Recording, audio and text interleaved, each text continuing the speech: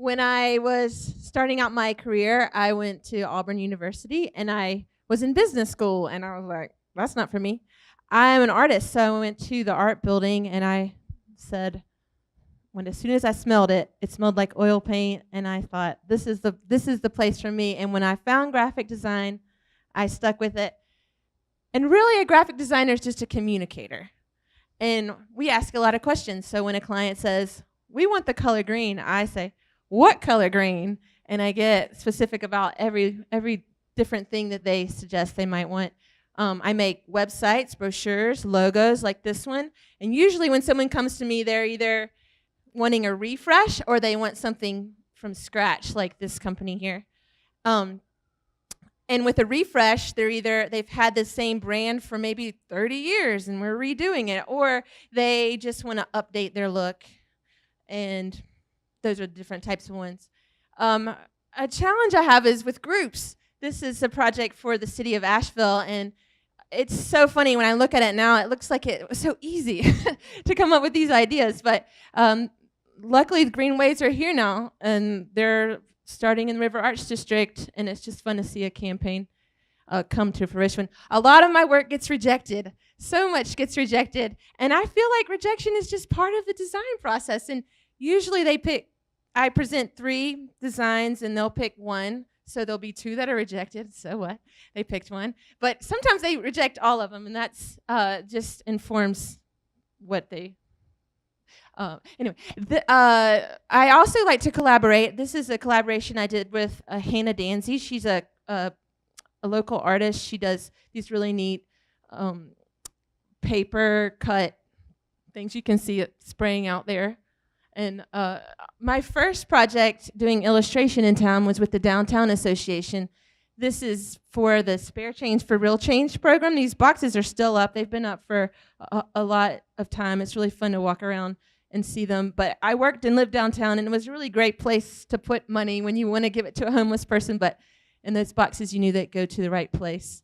I'm also really excited about getting to do illustration for the Go Local campaign. This is my 4th year to do it, and it's a fundraiser for the Asheville City Schools Foundation. And they let me get a little weird, like get my Asheville freak on. Like people are always saying, keep Asheville weird. And so I'm really excited that I get to try that. And I also really enjoy huge branding projects. This is a project for Half Moon. They do yoga products in Canada. It's a Canadian client. So I had to learn all about the different time zones and cash exchange and things like that, but mostly a lot about yoga products. There's some of my illustrations on the back of these products. There was way more than just this that we did. And I love local things. Being a musician, I've always loved Leaf. This was the first Leaf downtown, and I thought it'd be really fun to have a poster that you could actually cut out and wear. And so that's what we did, and this was kind of a slimmed down version that I die cut 100 of them myself.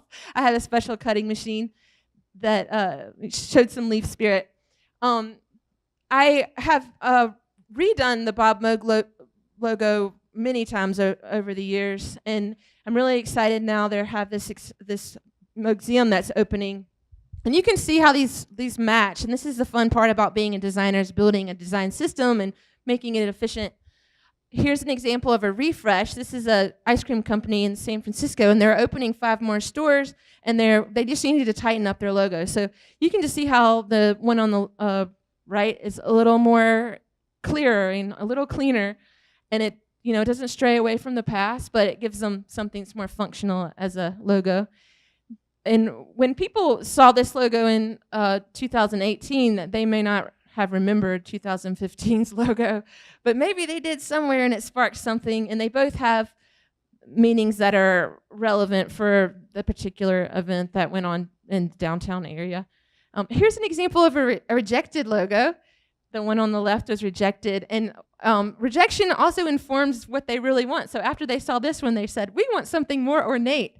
We wouldn't have known that unless we would have gone down something more simple to figure it out. So rejection's not always a bad thing in the creative process. I was really excited to get to do a deck of cards for the Dance Exchange. It's a dance company outside of DC, and they took a hike up the AT, and they had this deck of cards, and there's questions like describe what you've made, or one of the other ones is describe an object or possession that means a great deal to you. So they use these to engage conversations. It was about mountaintop removal.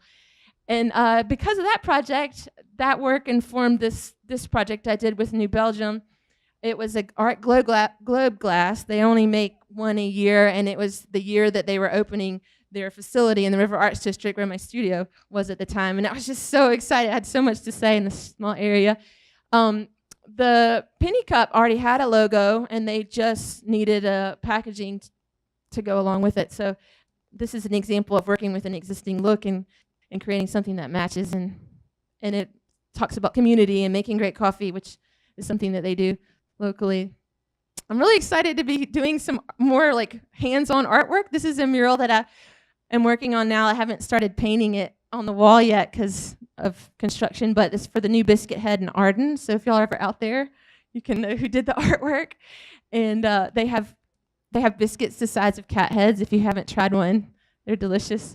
This just went up. This is another mural project that I worked on this summer with 13 other designers. Just really trying to bring up the fact that there's a lot of really great designers in town, and I really like for us to do stuff together, and this is a reflection of that. This is across from the Civic Center, if you're ever downtown. And this summer also, like I said, I've been pushing my art a little bit, and my husband and I have a CNC machine in our house, and so he does the CNC. He's an engineer. He does the CNC, and I come up with these designs. So we have Fair Studio together. And it's been really fun.